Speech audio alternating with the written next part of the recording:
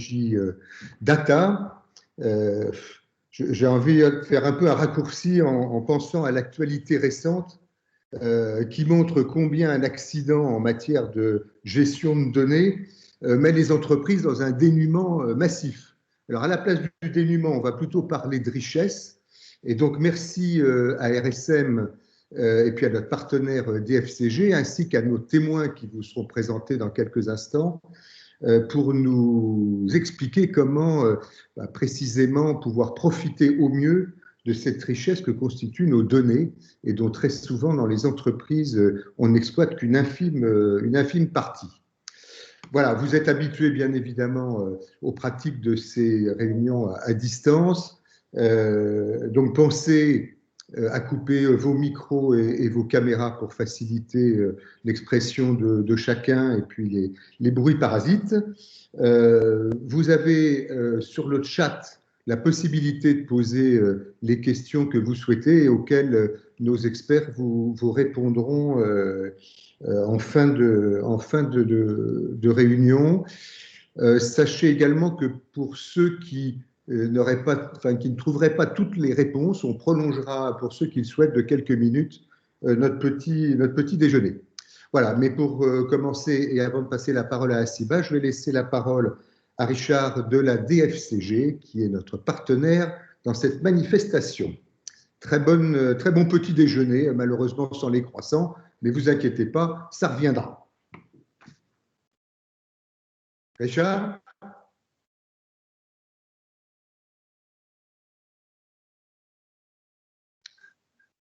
Il y a un micro qui ne doit pas être ouvert. Damien ? Bonjour, merci Philippe de nous accueillir et de nous associer ce matin au petit déjeuner. Donc, je représente la DFCG. L'association DFCG rassemble les professionnels de la finance d'entreprise. Donc en quelques mots, la DFCG c'est une association nationale qui rassemble 3000 membres environ. Et l'association est organisée en pôles très locaux, ce qui permet de nous retrouver au travers de liens conviviaux et de partager des bonnes pratiques. Donc merci encore de nous accueillir. Je suis ravi de faire cette présentation aussi avec RSM qui est près de la DFCG également. Donc on aura l'occasion de dérouler notre sujet dans la matinée. Merci de votre accueil et je donc passe la parole à Hasiba Kavesh pour la note de conjoncture. Merci Damien. Bonjour à toutes et à tous. Je suis ravie d'être parmi vous ce matin pour partager le point de conjoncture du mois avec en fait des nouvelles très fraîches puisque nous avons publié notre note hier. Donc vous avez en primeur les résultats de l'enquête que nous avons réalisée auprès des chefs d'entreprise des Pays de la Loire fin février, début mars. Ce que je peux vous dire en guise d'introduction, c'est qu'en février, hors les secteurs qui subissent des mesures de restrictives d'activité, l'économie régionale a continué à progresser. L'activité a continué à progresser dans tous les secteurs. Et cela en dépit du contexte sanitaire difficile que nous connaissons. Donc c'est plutôt positif.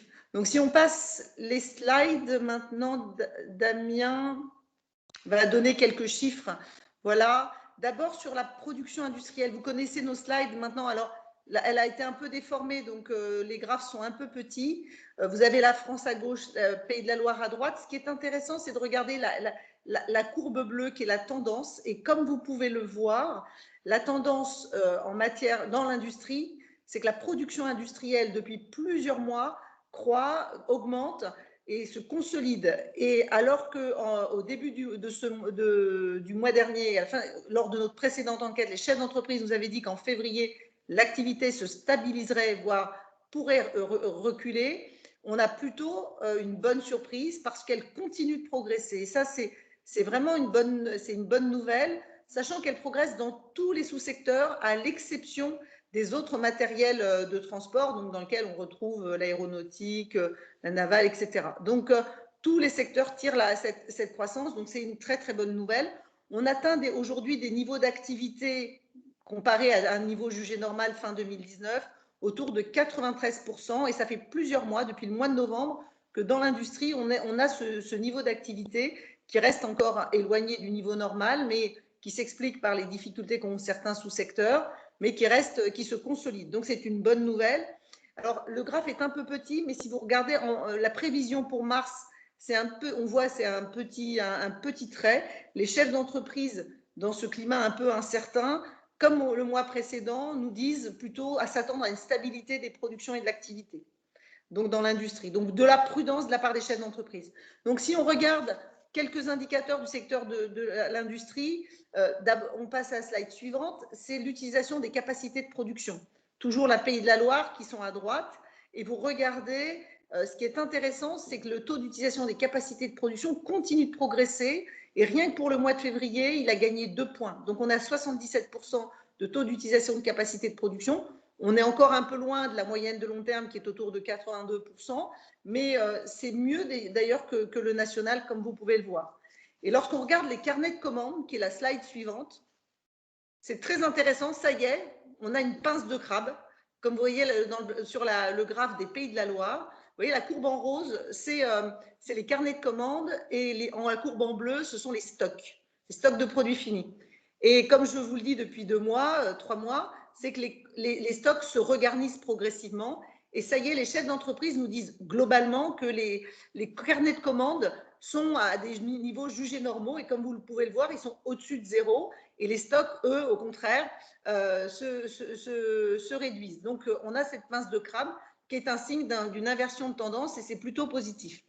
Donc, ce qu'on peut dire, c'est qu'effectivement, le secteur de l'industrie retrouve progressivement un niveau d'activité qui était le sien avant crise. On est encore un petit peu loin, mais les indicateurs que nous avons sont plutôt bons et donc plutôt rassurants. Donc, on croise les doigts pour qu'on n'ait pas une situation sanitaire qui se dégrade et qui nous contraigne effectivement à ralentir les cadences que nous observons. Si nous regardons maintenant du côté des services marchands, merci Damien. Là, si vous vous souvenez, les chefs d'entreprise nous avaient dit le mois dernier qu'ils s'attendaient à une baisse d'activité au cours du mois de février. Et si vous regardez en tendance, eh ben, ce n'est pas ce qu'on a observé, c'est plutôt une progression de l'activité dans de nombreux secteurs.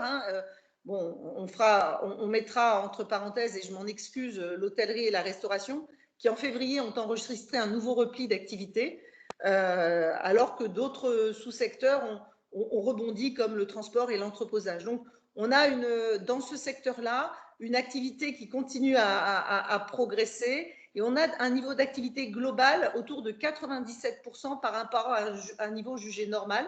Et ça fait déjà aussi dans ce secteur-là plusieurs mois qu'on est à ce haut niveau et ça se consolide. Et on est même au-dessus du niveau national de plus de 10 points. Donc, les Pays de la Loire voient les activités dans les services marchands se renforcer. Ce qu'il faut remarquer quand même, c'est qu'ils se renforcent et ils vont mieux pour les services aux entreprises, mais la tendance est un peu moins bonne que pour les services aux particuliers. Donc, voilà, il faut faire la différence entre ces deux sous-secteurs ou ces deux cibles de clientèle. Effectivement, c'est plus nuancé, bien évidemment. Donc, qu'est-ce que nous disent les chefs d'entreprise? En mars, comme pour le secteur de l'industrie, ils nous disent qu'ils seront prudents et ils s'attendent à une stabilité. Donc, voilà ce que je peux vous dire. Alors, un mot de conclusion, et je vous remercierai de votre attention. Simplement pour vous dire que ce qui ressort de notre enquête sur deux points et qui est des sujets d'attention. Un, c'est la hausse continue depuis plusieurs mois des coûts de matières premières, l'acier, le bois, et donc qui peut peser sur les marges, peser sur les prix et puis des produits finis.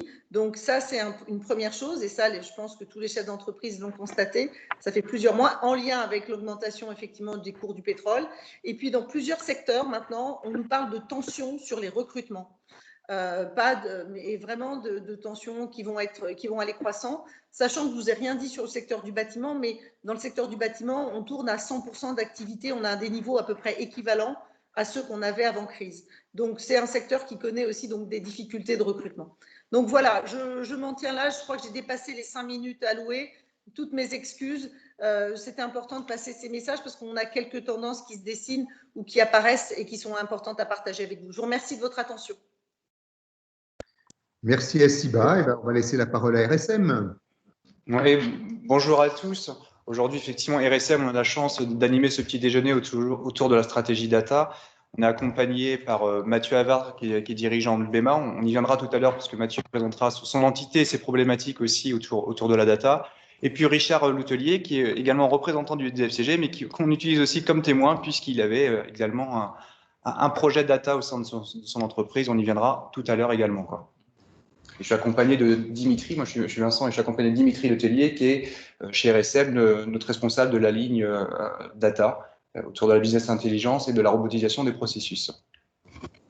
Effectivement, là juste pour introduire et pour arriver un petit peu dans le dur du sujet, c'est que on va arriver un petit peu sur une présentation, on va vous présenter quels sont les constats qu'on fait chez nos clients. Après Mathieu et puis Richard présenteront leurs problématiques autour de la data et des différents processus à mettre en place. Et après, on présentera toute une démarche en fait de projet pour que chaque entreprise arrive un petit peu à s'y retrouver avec la logique en fait pour mettre en place un projet autour de la data et surtout exploiter ces data. Parce que, juste pour rappeler un petit peu le contexte, c'est qu'aujourd'hui, la data, elle est partout. Philippe Audureau en parlait tout à l'heure. Elle est d'ordre financier, d'ordre social, d'ordre métier, exploitation. Et là, tout à l'heure, on aura un exemple très pratique sur de la donnée exploitation avec Mathieu pour BEMA. Et la data se retrouve dans plusieurs systèmes auprès des entreprises plutôt PME et ETI. On n'est pas forcément sur un système totalement intégré. On a de la data qui se trouve dans des applicatifs qui sont hébergés directement dans les entreprises, mais on a aussi de la data qui se retrouve dans des applicatifs en mode SaaS, avec effectivement toutes sortes d'environnements, toutes sortes de dimensions, comme j'expliquais, sociales, métiers, et puis financières, et bien d'autres, avec beaucoup de données qui n'est pas exploitées. On se rend compte aussi chez les entreprises que pour faire un petit peu de reporting, en tout cas que ce soit de l'aide à la décision pour les entrepreneurs, les dirigeants d'entreprise, pour avoir de l'information en temps réel, c'est très compliqué, alors que la data existe déjà. Donc, il y a souvent une armée de personnes qui travaillent sur de la data, qui retransforment la donnée régulièrement avec un rythme mensuel de retransformation pour obtenir de la donnée, alors qu'elle est déjà présente. On va évoquer un petit peu tout à l'heure avec Dimitri comment on peut repotiser ces process et donner de l'information beaucoup plus rapidement, quoi. Et enfin, le dernier constat qu'on peut identifier, c'est que quand on discute parfois avec un service commercial, avec un service finance, on a des notions qui sont différentes, notamment, je donne un exemple tout simple, de chiffre d'affaires. On n'a pas la même donnée de chiffre d'affaires, pourtant la donnée devrait être la même. Donc, en travaillant vraiment sur la data, on est sur un environnement unique, théoriquement, et il faut absolument que les chiffres se recoupent. Et ça, on va y venir tout à l'heure pour qu'on puisse vraiment aborder cette partie projet sur la donnée unique. Et dernier point, en fait, de ces constats, on peut en créer un objectif et des objectifs. Aujourd'hui, en fait, pour greffer l'ensemble des données qui sont multi-sources, multi-environnements, il existe aujourd'hui des solutions, effectivement des solutions plutôt des éditeurs qui travaillent dessus, mais c'est aussi de la partie robotisation de process, où on a finalement une compilation à un endroit de l'ensemble des différentes bases pour faire parler la data et aider finalement le dirigeant dans sa prise de décision. Donc là, juste à titre d'exemple, on a un petit modèle de démo NAPF. Dimitri va le présenter. C'est juste qu'on vous introduise un petit peu le sujet par un modèle de démonstration. Là, ce n'est pas un sujet robotisation du process, mais c'est plutôt un sujet business intelligence, un sujet BI. Dimitri le présente. Et après, on y viendra aussi tout à l'heure sur un cas très pratique, plutôt sur une partie exploitation, avec le cas pratique aussi de Mathieu. On aura aussi du visuel à vous présenter. Donc pour que ça soit le plus clair, le plus visuel possible et donner un petit peu une vision de l'objectif auquel on arrivera lorsqu'on aura déroulé toutes ces phases projet, toutes ces problématiques et toute cette méthodologie à mettre en place. L'idée est de vous montrer très rapidement une des résultantes possibles, qui est donc un tableau de bord dynamique de pilotage au niveau stratégique, au niveau dirigeant d'une activité.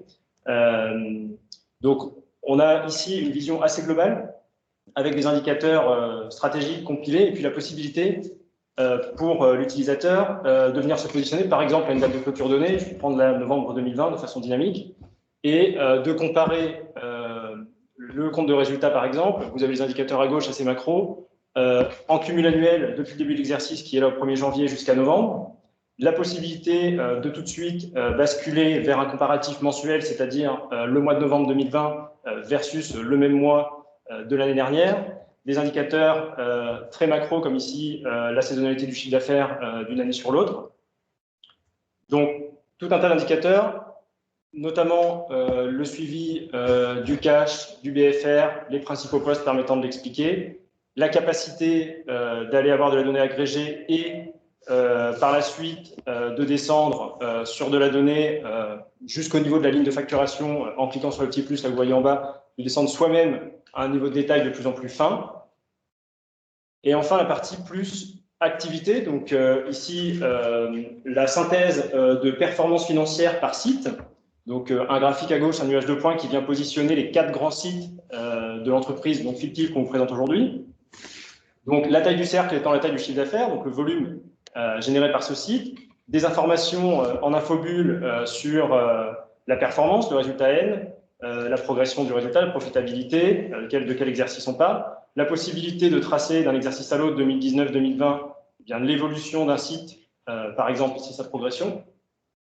Donc, de façon dynamique, de savoir qu'on a un site, par exemple, qui est parti d'une profitabilité de 0 et qui est passé à 800 000 ici, et la possibilité sur un site donné, donc par exemple, prenons celui-ci, un APF, au hasard, de pouvoir, de façon dynamique, en cliquant sur le point correspondant, soit sur la carte, soit sur le graphique, d'avoir sa fiche de site, avec son PNL uniquement de ce site, le détail de ses produits et ses charges qui amènent à cette rentabilité, et puis la possibilité soit d'étudier le site dans son ensemble, soit de descendre sur une de ses activités type le commerce d'occasion, et d'avoir du coup le PNL uniquement du commerce d'occasion, le PNL uniquement du commerce neuf, ou des PNL agrégés. Donc tout ça, en fait, c'est le résultat. Ça semble assez simple quand on le voit ici, mais ça nécessite d'avoir engagé une démarche projet visant à partager des référentiels communs, à nettoyer la donnée, à d'abord la collecter. Et donc, c'est tout ce qu'on va voir au cours de cette séance.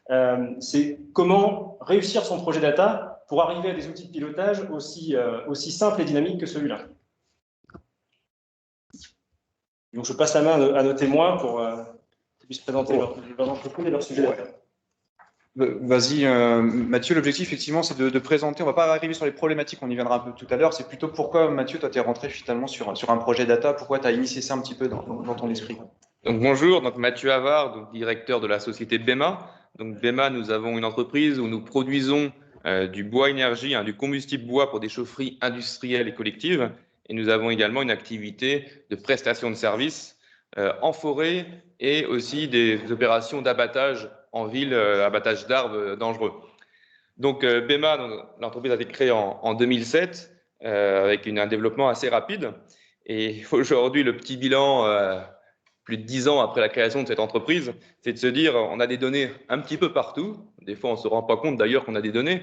Mais pour vous donner un titre d'information, une voiture qui a un GPS, c'est de la donnée. Et aujourd'hui, est-ce que cette donnée-là, vous l'exploitez?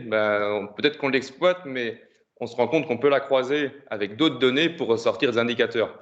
Et la problématique que nous avions chez BEMA, c'est que comme on s'est développé de manière assez rapide avec différents services, et comme nous sommes une PME assez souple, qui avons tendance à toujours dire oui aux clients, on dit oui aux clients et puis finalement on met des données partout sur différents ERP.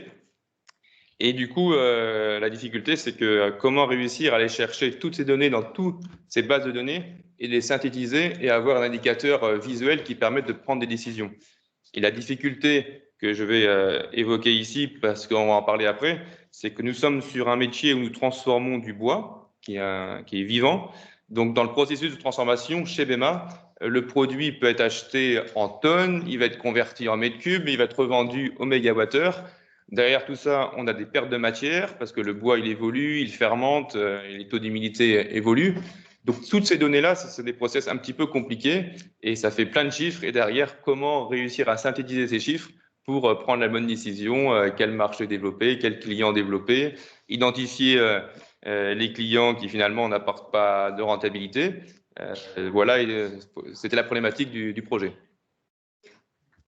Je passe la parole donc, pour la société Fidel Fio.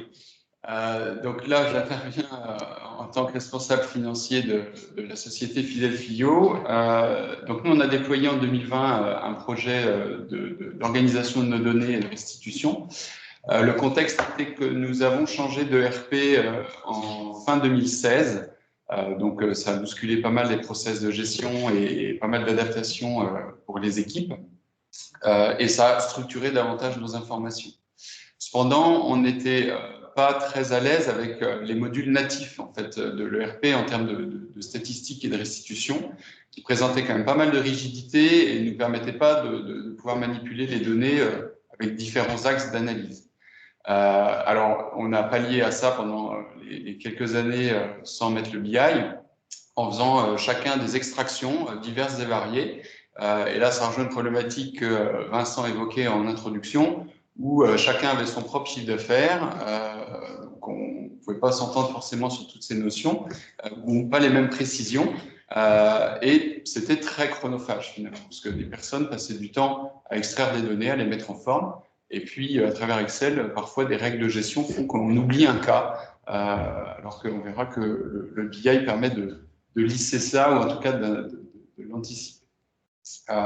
Donc y compris produire des reportings clients, c'était assez compliqué, long, donc long dit coûteux. Donc un des objectifs était aussi de pouvoir générer des rapports de façon très automatique et se concentrer finalement sur l'analyse de ça.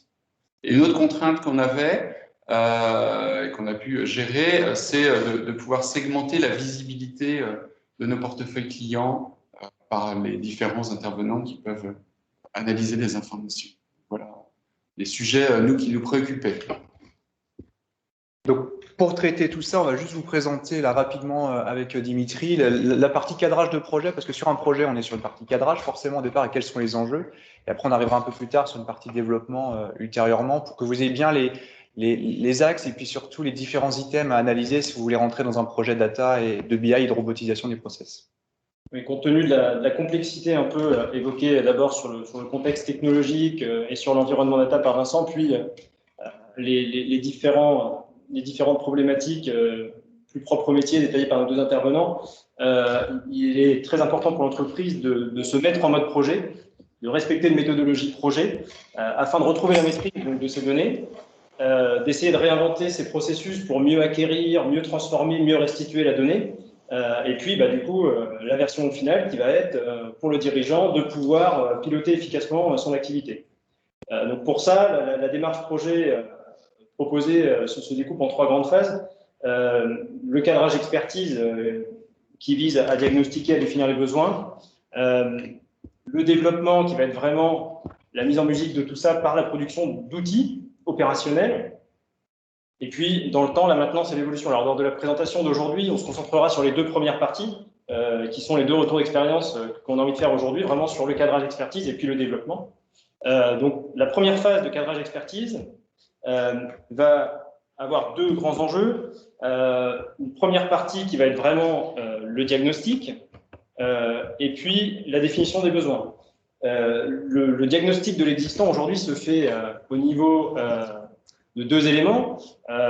Essayer de bien diagnostiquer le système d'information en place actuellement, le nombre d'applications métiers clés, les technologies utilisées, est-ce qu'on est sur des versions cloud, quel type de base de données, est-ce qu'on est sur des versions propriétaires en local, est-ce que ces données sont accessibles, voilà, faire des tests de connexion.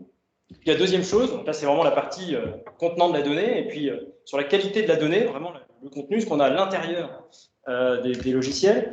Est-ce qu'on a des référentiels qui sont partagés par l'ensemble de l'entreprise et qui sont normés? Est-ce qu'on a un processus d'acquisition efficace? Est-ce que notre donnée est exhaustive? Est-ce qu'elle est cohérente, pertinente? Donc ça, c'est vraiment toute la phase de diagnostic qui est primordiale pour pouvoir jauger de l'état des lieux du travail qui aura effectué sur le projet, pouvoir chiffrer, timer. Ensuite, on a l'analyse des besoins qui est très importante également, qui va prendre la forme d'ateliers à tous les niveaux, des ateliers direction, pour avoir vraiment les besoins stratégiques de pilotage, des ateliers plutôt avec les responsables de service pour le pilotage de chaque sous-activité dans l'entreprise, et puis même des activités utilisateurs métiers pour bien cerner leurs problématiques également. On va également profiter de cette phase d'analyse des besoins pour valider les formats de restitution, la périodicité de remontée de chaque indicateur, et puis surtout, primordial, lors de cette phase de projet, on va avoir beaucoup de remontées, beaucoup de demandes d'indicateurs, chacun a besoin d'énormément de choses, il va falloir évaluer, prioriser et puis sélectionner les indicateurs réellement pertinents, les indicateurs dont le coût de production, parce que c'est un coût de produire un indicateur, est bien compensé par des gains de marge, par des gains d'efficacité. Et donc tout ça va être synthétisé formalisé au sein du cahier des charges qui va définir le système d'information cible, les spécifications techniques et fonctionnelles, le calendrier de projet et puis les objectifs à atteindre. Cette phase est vraiment cruciale et les clés de la réussite sur cette phase, c'est de mettre vraiment les moyens sur le cadrage expertise pour pouvoir préciser ce diagnostic en relation avec des acteurs qui ont vraiment une expérience sur des projets data. Et puis, un sponsoring très fort de la part de la direction, parce que c'est un sujet transverse qui va mobiliser toutes les fonctions d'entreprise et donc qui doit vraiment se passer au niveau de direction. Donc, sur les enjeux de ce cadrage de projet, je passe la main aux intervenants et à Mathieu. Oui, donc c'est vrai que le premier jour que la société, que le cabinet RSM s'est présenté chez BEMA et a proposé cette solution, ça fait rêver tous les dirigeants de voir un tableau de bord avec toutes les données qui nous donnent plein de choses, c'est très intéressant, on a envie de fouiller partout, voilà. Bon, sauf qu'il faut quand même faire attention, il y a quand même une période de cadrage qui est assez complexe et de développement qui est à faire. Donc, le cadrage, je dirais déjà, c'est compliqué puisque, en fait, on ne se rend pas compte de ce que peut faire la BI dans l'entreprise. Donc, quand on va commencer à développer le projet, on va rédiger un cahier des charges en disant eh ben, moi, je voudrais connaître telle donnée croisée avec une machine, avec un opérateur, voir les rendements. Et finalement, on se rend compte qu'en mettant l'outil en place, on peut faire beaucoup plus. Donc, écrire un cahier des charges sur un outil dont on ne connaît pas les capacités, c'est déjà une première difficulté. Et là, l'intérêt, c'est vrai, c'est de se faire accompagner, à mon sens, hein, sans vouloir faire la pub de RSM, mais c'est vrai que de se faire accompagner d'un cabinet, c'est pour moi très important, puisqu'on va mettre des règles, des priorités et voir où est-ce qu'on va et y aller dans l'ordre. Ensuite, une fois que nous avons écrit ce cahier des charges, eh bien, on va commencer à analyser les bases de données. Et là, chez nous, il y a eu quelques surprises parce qu'on pense que les processus sont bien respectés dans tous les services. Mais la BI a cette formidable capacité, c'est de vous faire ressortir en quelques minutes toutes les problématiques de votre entreprise, puisque vous allez voir que finalement, un service, pour avoir répondu à un client, a fait une petite ligne ou un petit commentaire sur un produit parce qu'elle ne voulait pas recréer un article ou autre. Et finalement, la base de données n'est pas correcte. Et là, la première chose à faire, c'est de nettoyer cette base de données et puis bien vérifier dans tous les services le bon respect des procédures. Et ça peut être long aussi si ça n'a pas été fait jusqu'à aujourd'hui. Voilà ce que je peux dire. Je ne sais pas si tu peux rajouter autre chose. Non, enfin, tu as eu quelques problématiques, il y a encore des choses qui sont effectivement toujours chez toi qui sont en cours, puisqu'il faut vraiment nettoyer l'ensemble des bases. Et d'ailleurs, c'est un peu.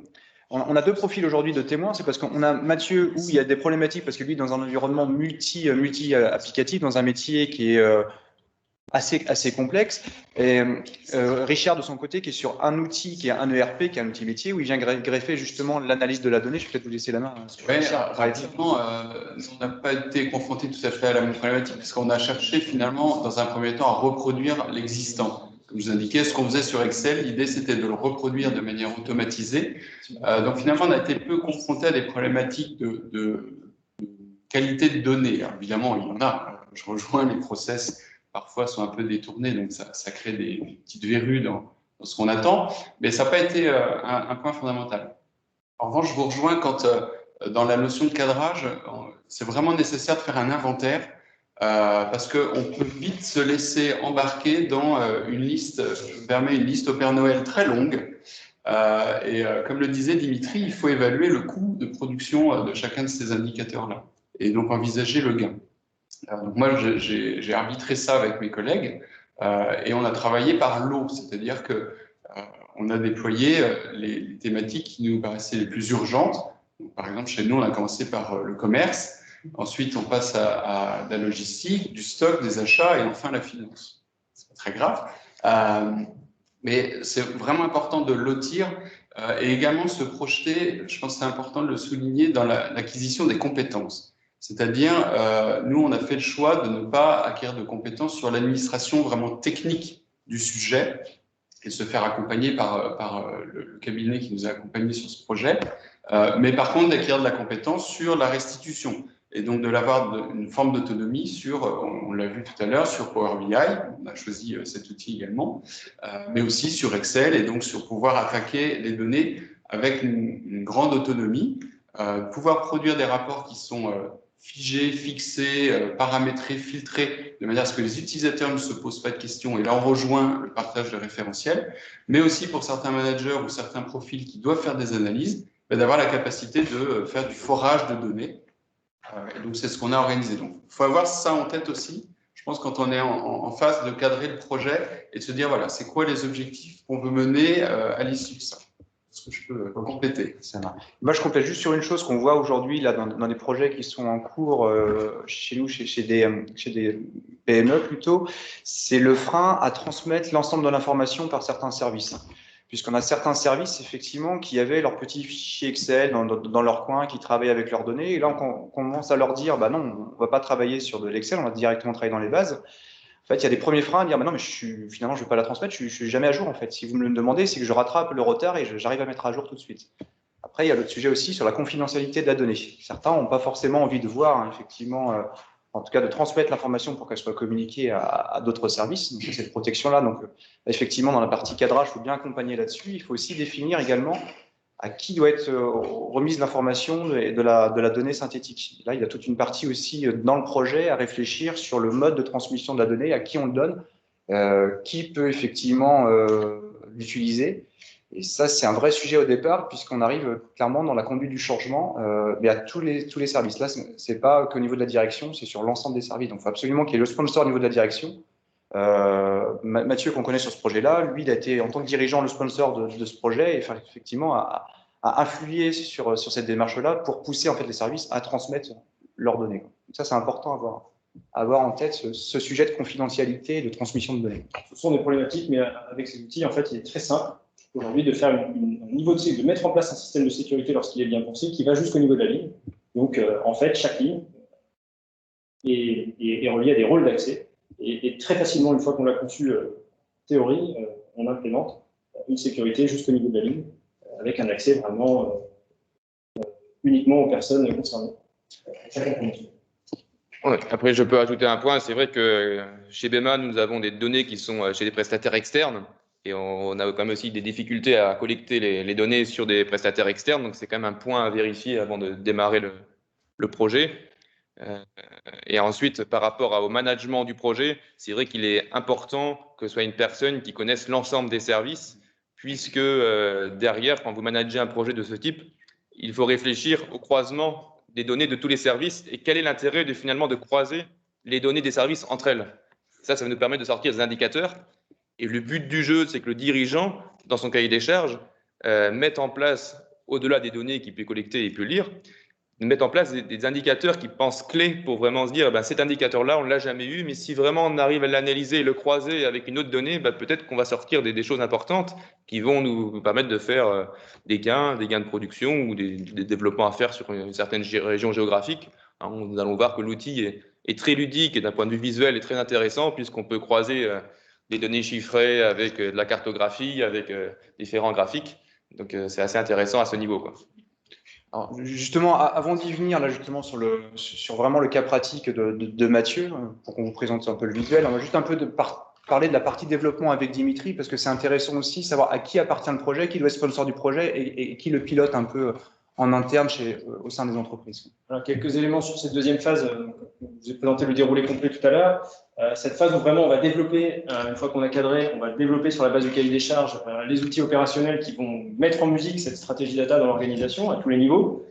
Donc déjà, le point primordial, et Mathieu a commencé à le soulever tout à l'heure, c'est un projet de direction, ou en tout cas c'est un projet transverse qui va amener à solliciter différents services, différents prestataires externes, qui va amener à repenser parfois les référentiels, la stratégie, comment est-ce qu'on mesure la rentabilité de l'activité, quels sont les KPI importants. Donc c'est un sujet très transverse qui n'est pas un sujet proprement DSI. La DSI est un acteur du sujet, mais la DSI n'est pas le propriétaire du projet, qui a des impacts stratégiques forts, qui est transverse. Et surtout, tout au long du projet, on a la nécessité d'impulser des modifications de processus, des modifications de fonctionnement qui sont interservices, et il faut un sponsor fort qui soit au niveau direction pour pouvoir changer ces processus rapidement et imposer cette marche à suivre. Le deuxième point sur cette gestion de projet, c'est également la nature des outils. Alors, je vais essayer d'être très bref et pas trop technique sur ce point-là, mais il faut savoir que l'environnement technologique a pas mal évolué et qu'aujourd'hui, d'un point de vue BI Data, on a une génération d'outils qu'on appelle outils no-code, low-code qui arrivent sur le marché et qui est en croissance exponentielle, qui contribuent également à redonner ce projet à la direction et au métier, et un peu moins à la DSI, puisque c'est des outils qui sont faits avec un codage beaucoup plus simple, beaucoup plus adapté métier, beaucoup moins ligne de code, beaucoup moins technique, langage de codage. La digitalisation croissante des processus fait que de toute façon, on aura une pénurie de développeurs dans les prochaines années. Donc les éditeurs font ce choix aujourd'hui de rendre au métier la possibilité de produire des applicatifs sur la base de leurs besoins. Donc, ce qui simplifie grandement la communication, parce qu'on n'a pas besoin de traduire nos besoins dans un cahier des charges informatiques avant de démarrer le développement. Et ces applications-là sont pensées par le métier, conçues par le métier et utilisées par le métier. Donc, il faut bien resituer cet environnement technologique-là qui a un impact fort, du coup, sur la gestion du projet, c'est un peu novateur quand même dans les organisations. Alors, tout dépend de la culture data des organisations, mais voilà, ce sont des projets qui se déportent un petit peu plus de la DSI vers les directions métiers. Enfin, la gestion en mode projet, donc un sponsoring fort auprès de la direction, obligatoire. Et puis, se donner une vraie méthodologie de projet. C'est un projet informatique à part entière, quand bien même il se serait déporté un petit peu vers le métier. Donc, des comités de projet, des ateliers métiers. On valide la tenue des délais, l'adéquation avec les besoins. On fait arbitrer, très important en comité de projet, tous les points, toutes les règles de calcul au fur et à mesure. Et puis, on procède aux arbitrages et aux prises de décision. Enfin, dernière étape à ne pas sous-estimer, qui est une phase vraiment stratégique, la recette. La recette, donc, qui passe par l'établissement d'un plan de test et puis la réalisation de ce plan de test avec l'outil produit. Si possible, un cadrage avec les systèmes précédents lorsque les systèmes précédents produisaient déjà une partie des indicateurs qui seront produits par le nouveau système. Et surtout, c'est une démarche itérative. On revient beaucoup au projet lors de la phase de recette. On remodifie beaucoup de choses à ce moment-là. On a eu beau faire un cadrage le plus précis possible. C'est toujours au moment de la recette qu'on identifie les vrais écarts avec le métier. Et donc, à démarrer le plus tôt possible, à démarrer dès lors qu'on produit des indicateurs, même si le produit n'est pas totalement terminé, parce que cette démarche itérative peut être chronophage, peut s'étaler un petit peu dans le temps. Mais il faut tester les indicateurs, il faut les mettre entre les mains des personnes qui les utiliseront, revenir au projet et voilà, et avoir cette itération le plus tôt possible pour arriver au plus proche de ce que l'on souhaitait faire. Voilà pour cette partie. On va passer au retour d'expérience des témoins. Ouais. Richard, peut-être. Oui, je suis complètement en phase avec vous. Nous, on a sur la partie recette, c'est là qu'on va découvrir que, comme vous disiez, ce qui sort du BI n'est pas tout à fait le même résultat du tableau Excel de notre collègue que notre collègue a l'habitude de produire. Et là, il faut chercher à comprendre pourquoi. Et c'est là où on commence à gratter, si vous me passez l'expression, et à comprendre mais pourquoi tu ne prends pas cette info dans ton tableau. Parce que si, pourquoi telle option tu la prends pas non plus, parce que telle raison, ou là j'ai oublié. Et donc voilà, donc on va se retrouver avec beaucoup de temps à passer sur cette partie de réconciliation. En fait, l'objectif c'est aussi d'avoir confiance dans ce qui sort à travers le BI et en tout cas le projet qui est mis en place. Donc ne pas sous-estimer le temps de recette. Et nous, chez Fidel Fillon, on a pris le parti de faire travailler plutôt ce qu'on appelle des utilisateurs clés, donc pas forcément les managers qui sont en demande, mais vraiment les personnes qui manipulent les données au quotidien, que ce soit sur le RP ou qui étaient déjà producteurs de reporting en quelque sorte. Donc ça a été plutôt une clé de réussite de notre côté, mais c'est un temps clairement d'investissement pour que ce soit un succès. C'est significatif dans le coût du projet. Oui, c'est significatif. Ouais. Et puis Richard, vous évoquiez quelque chose. Si aujourd'hui on vous coupe justement toute cette partie data, alors, si le projet devait être suspendu ou arrêté, je crois que je devrais, on le disait tout à l'heure, courir vite, parce que chez nous, le projet a été très vite adopté par l'ensemble des utilisateurs avec différents niveaux d'accès, mais que ce soit nos responsables d'agence, que ce soit nos approvisionneurs, que ce soit nos responsables de magasins, et puis maintenant en finance, on ne peut plus se passer de cet outil-là. On gagne un temps phénoménal. On va bientôt avoir nos réviseurs RSM qui vont intervenir chez nous et je sais que je vais être en mesure de répondre à des questions orientées business très rapidement en sortant des rapports à la demande aussi, en marge de ceux qui sont déjà formatés. comme on le disait tout à l'heure. Dès lors que certains managers ou certains profils peuvent accéder aux données et savoir exactement quels sont les champs à utiliser, on peut produire des analyses à la volée et ça, c'est quand même hyper confortable. Et en s'affranchissant de faire une demande de requête au service informatique qui avait l'habitude de lui mettre ça dans son fil de priorité. Donc oui, non, c'est très puissant et ce sont vraiment des gains pour la gestion d'entreprise. C'est ce qu'on appelle la self-service BI, c'est-à-dire qu'une fois que tous les référentiels sont alignés, que tous les modes de calcul sont partagés par l'ensemble de l'entreprise et que des utilisateurs à différents niveaux vont pouvoir produire des reportings eux-mêmes tout en sachant que ces reportings seront cohérents. Donc c'est vraiment la self-service BI, c'est vraiment ce qui est l'âme de fond aujourd'hui dans les entreprises, qui permet effectivement de ne plus surcharger les DSI qui sont déjà sur tous les gros projets structurants informatiques et qui n'ont pas aujourd'hui la vocation à faire des requêtes pour le métier.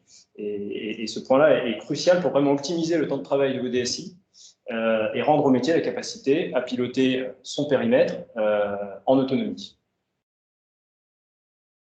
Toi, Mathieu.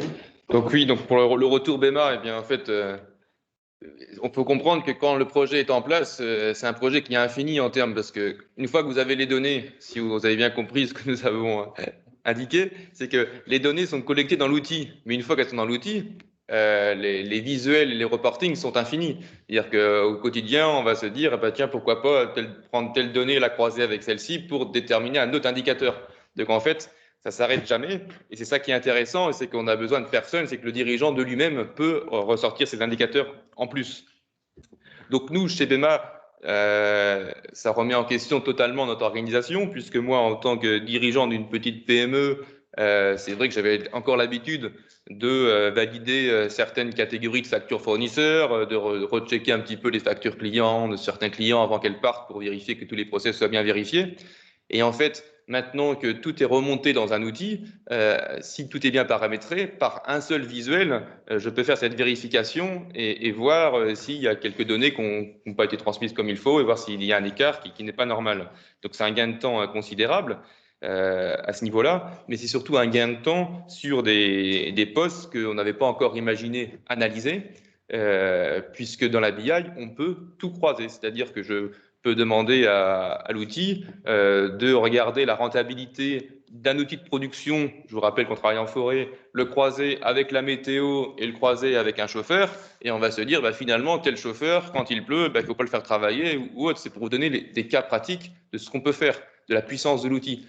Et aujourd'hui, nous, chez BEMA, on n'a pas été jusqu'au bout de cet outil, puisque ça a été mis en place assez récemment, mais je suis persuadé que courant 2021, nous allons continuer à croiser ces données et voir vraiment la puissance complète de cet outil d'ici quelques mois. Mais dans un premier temps, une fois que l'outil est livré, il faut déjà s'en habituer, voir tout ce qu'on peut faire avec, vérifier effectivement les fameuses phases recettes qui sont assez longues quand même, il faut le dire.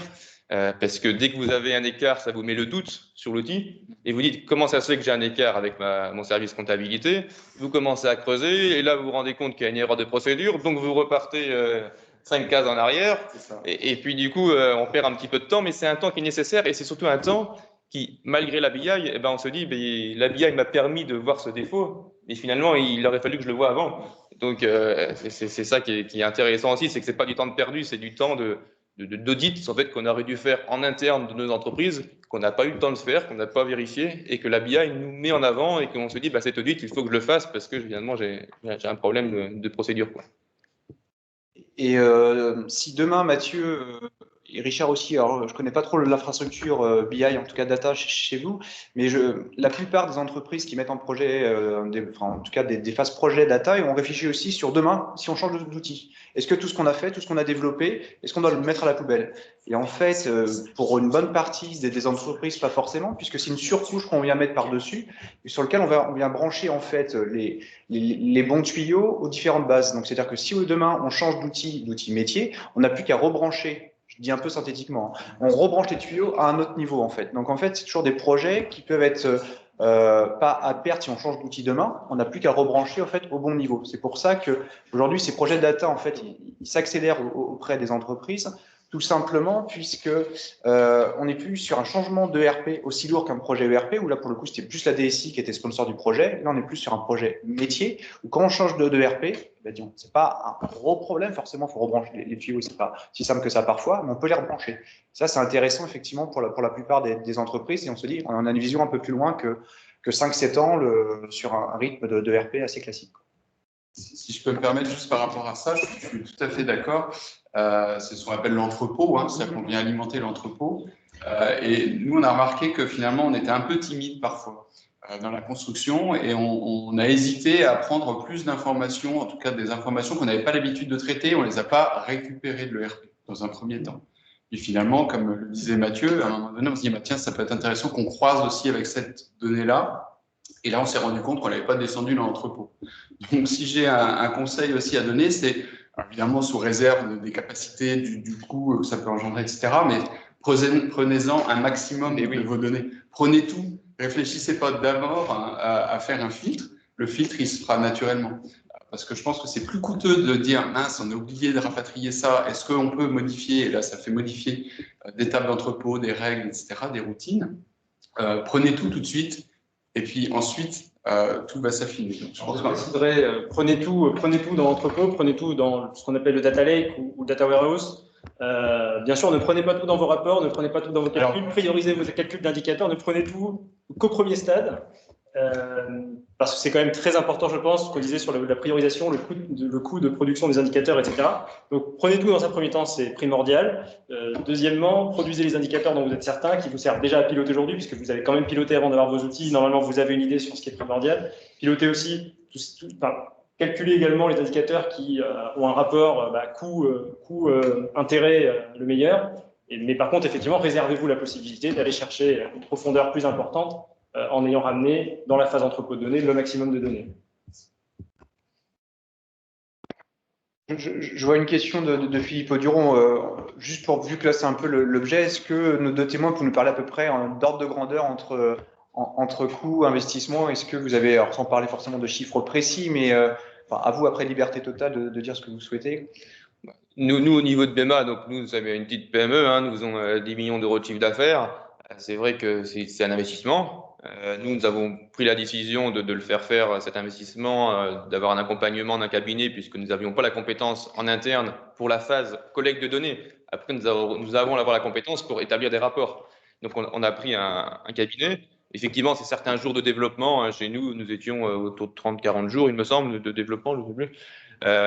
Mais on estime que ce coût peut être rentabilisé en très peu de temps. Pour l'instant, je ne suis pas capable de vous dire le retour sur investissement, mais au fond de moi, je pense qu'en moins d'un an, cet investissement peut être rentabilisé, parce qu'on a tellement de choses qui remontent et où on peut agir, enfin nous dans le cadre de notre entreprise, où on se dit, ben, ça je ne l'avais pas vu avant, et maintenant je le vois, et donc je vais agir, et ça va me faire un gain direct. Et tout à l'heure, on va vous parler d'un exemple assez concret sur ce type de gain assez rapide. Oui, alors un peu dans la même approche, nous on n'avait pas la compétence non plus, je l'indiquais. Évidemment, il y a un investissement sur des outils, parfois des machines, parce qu'il faut un serveur, il faut donc un peu de matériel en fonction de comment on est organisé. Et nous, c'était un projet qui était de plus de 60 jours de travail également avec le cabinet qui nous a accompagnés. Donc c'est un vrai projet, en effet, c'est un vrai projet avec un vrai coût. Le retour sur investissement est difficile à calculer, je te rejoins Mathieu, dans le sens où c'est du temps homme qu'on gagne évidemment sur un certain nombre de fonctions qui produisaient les rapports jusqu'à présent, mais c'est surtout un gain de sécurisation et d'optimisation de réaction en quelque sorte. Donc ça, c'est aussi difficile à apprécier. Une précision à ce sujet sur le coût, l'investissement technologique, précision également sur les nouvelles générations d'outils, les nouveaux modes. Sur la BI, il faut savoir qu'aujourd'hui, pas chez tous les éditeurs encore, mais chez certains éditeurs, on a la capacité de provisionner l'ensemble du processus d'acquisition, stockage, modélisation et restitution de la donnée à la demande en mode SaaS et de ne pas provisionner d'infrastructure physique tout en ayant une BI performante qui gère de la volumétrie importante. Donc, ça veut dire une montée en charge progressive, moins d'effets de palier que lorsqu'on provisionne une infrastructure en propre sur ses propres serveurs. Donc aujourd'hui, les clouds, les grands clouds investissent assez fort dans la data et sur l'ensemble du processus, ce qui fait qu'aujourd'hui, pour ceux qui sont habitués à plutôt provisionner à la demande et à ne pas provisionner de serveurs chez eux, c'est des choses qu'on peut faire de bout en bout à la demande en mode SaaS. Je peux aussi ajouter en termes de coûts et de retour sur investissement, il y a un retour sur investissement qui est difficilement chiffrable, mais c'est la rapidité. Quand vous êtes dans une entreprise en phase de croissance, comme on essaye de l'être chez BEMA, nos investissements lourds, eh bien, on attend des fois une petite PME, on attend le rapport du cabinet comptable à la fin de l'année pour se dire on va réinvestir tel budget dans tel domaine.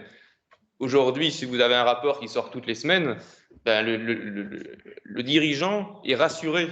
Et quand un dirigeant est rassuré, eh bien, dans mon cas, on investit, on avance. Et ça, c'est un gain, à mon avis, qu'on n'estime pas, mais qui est assez énorme. Et cette rapidité d'information, alors c'est sûr que c'est difficile à chiffrer, mais c'est aussi c'est un outil qui rassure le dirigeant. Et un dirigeant qui est rassuré dans une entreprise, c'est un dirigeant qui avance. Et dans l'environnement actuel, dans de nombreux métiers, le plus agile est au moins aussi performant que le plus gros. Et on le voit, la vitesse aujourd'hui de mutation de l'environnement économique fait que être agile et pouvoir décider vite, c'est vraiment une vraie force en 2021. Bon. Je vois l'heure qui tourne, il est déjà 9h38. On va essayer juste de présenter un peu le cas pratique de BEMA au sujet d'une donnée qui est donc clairement pas de la donnée financière ni sociale, plutôt une donnée métier qui était d'exploitation sur le taux d'humidité. Le temps que Dimitri cherche, peut-être que tu expliques un peu le… Oui, alors, BEMA, comme je disais en introduction, nous vendons du combustible bois. Et ce combustible, lorsqu'on le livrons à notre client, en fait, le prix est déterminé par le client en fonction de différents paramètres qui sont notamment le taux d'humidité de notre produit. Ce paramètre, il n'est pas mesuré en interne par l'entreprise, puisque le produit, de manière concrète, il part de la forêt pour aller directement dans une chaufferie, comme par exemple sur Nantes. Et du coup, on n'a pas le moyen de transporter ce produit dans un laboratoire interne, donc c'est le client qui le fait pour notre compte, si on peut dire ça comme ça. Donc, cette analyse qui va être faite par le client va déterminer le prix de notre produit et ce prix peut varier de plus ou moins 20 à 30% en fonction de quelle analyse il va trouver.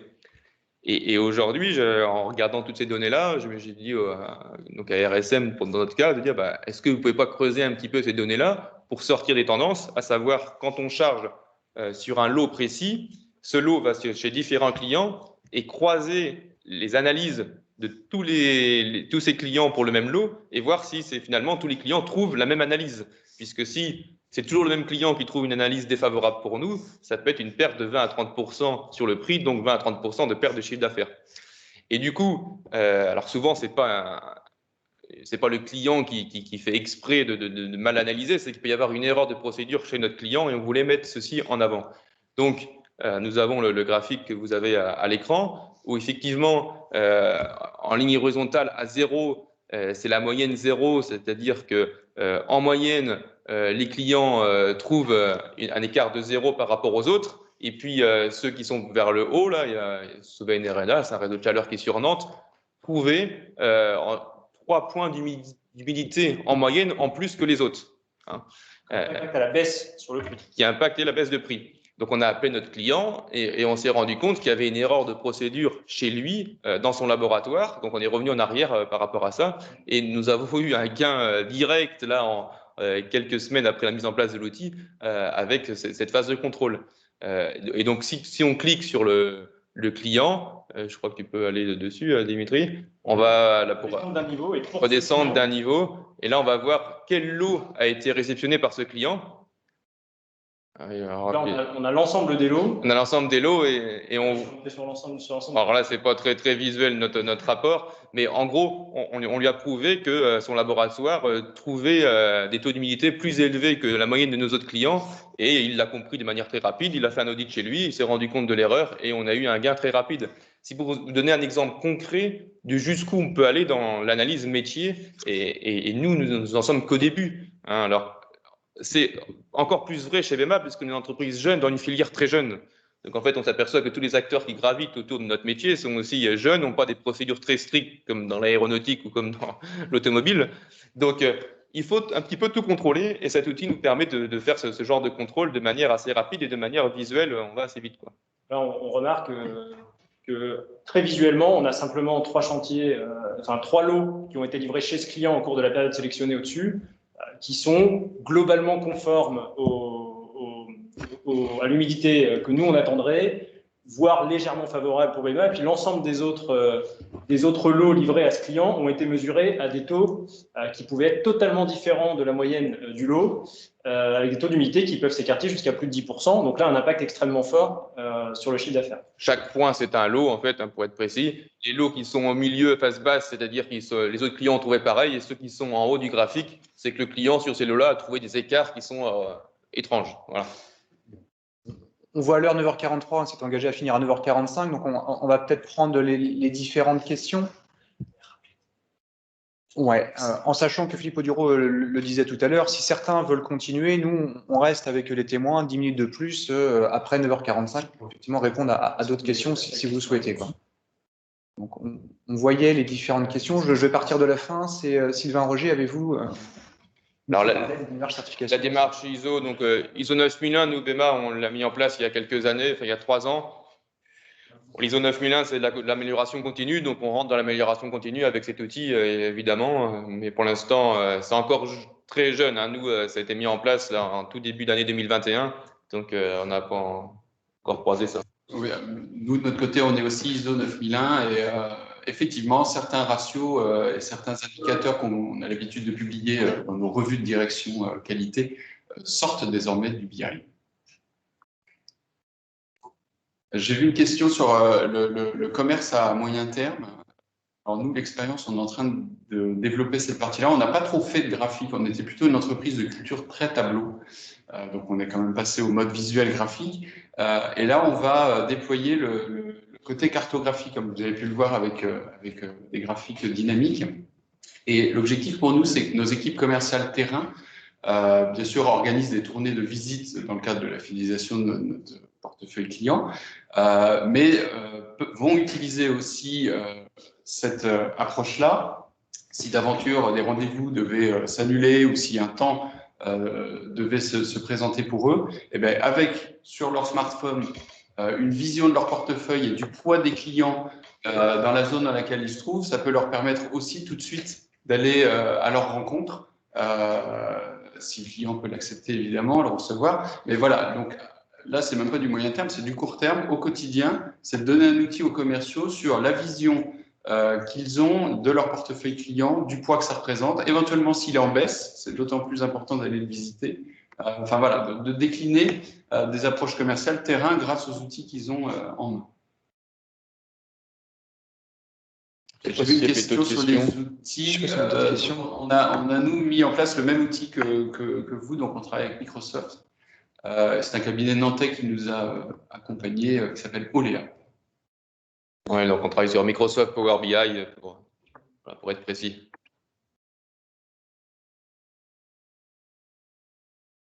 Je ne sais pas s'il y a d'autres questions qui étaient plus. On pourrait répondre. Je ne sais pas si on a répondu à tout. Je peux remonter, Damien. Alors, des découvertes. En faisons plein de découvertes. Parce que quand vous commencez à creuser et à croiser les données, vous vous rendez compte de plein de choses. Souvent, c'est des erreurs. Nous découvrons souvent des erreurs de procédure. Hein. C'est vraiment ce qui remonte souvent dans ce genre d'analyse. Oui, c'est ça, ou de qualité de données, c'est ce qu'on a beaucoup évoqué en début d'intervention. Mais pas de catastrophe, en tout cas, de notre côté.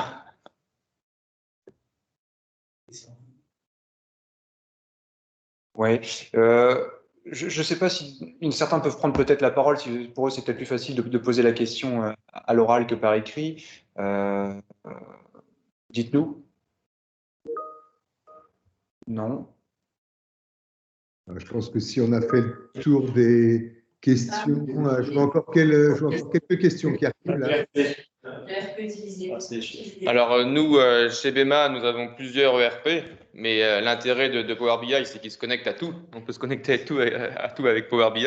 Nous avons un ERP interne que nous avons développé en interne par un informaticien pour la partie métier. Et derrière, il y a d'autres ERP pour les prestations de services qui étaient des ERP qui étaient en ligne, sur lesquels, effectivement, nous avons des difficultés pour réaliser une passerelle automatique entre cet ERP en ligne et l'outil Power BI. alors nous, on travaille avec Proginov, aucune difficulté pour connecter, pour utiliser les fameux connecteurs pour alimenter l'entrepôt. C'est très très bien passé de ce niveau-là. Et un des avantages, mais c'est ce que Mathieu souligne, c'est aussi de pouvoir connecter d'autres bases, donc des bases liées au temps de travail, donc un utilitaire qui gère les temps de présence des salariés, des tableurs Excel aussi. Malgré tout, on a quelques données qui sont non structurées, ou en tout cas qu'on s'efforce de structurer dans un tableur Excel, qui permettent de ramener encore d'autres axes d'analyse ou des éléments un peu plus souples qu'on ne peut pas produire à travers des tables de ERP ou d'autres systèmes. Donc en fait, vraiment une des forces de ces projets-là, c'est de faire cohabiter dans un même entrepôt des sources très très différentes. Alors évidemment, à valider avec les personnes qui nous accompagnent la capacité, la facilité à les récupérer. Mais une fois que c'est fait, c'est juste du bonheur. Deux points là-dessus, effectivement, bien, et c'est ce que j'ai évoqué rapidement de la phase de cadrage, bien évaluer si, en fonction des éditeurs, en fonction des technologies, si c'est bien ouvert, si on vous fournit bien le modèle de données qui vous permet de comprendre ce que vous requêtez, si on vous fournit bien les accès. Donc ça, c'est extrêmement important. Et puis la deuxième chose, une source de données extrêmement importante et qui ne vient pas en tête au départ, c'est la base de données web, Internet en règle générale. C'est-à-dire qu'aujourd'hui, quand vous allez sur Internet, dans la plupart des cas, vous ne vous connectez pas, vous n'avez pas d'autorisation à passer, pas de code d'accès. Donc cette donnée, c'est de la donnée publique à 99%.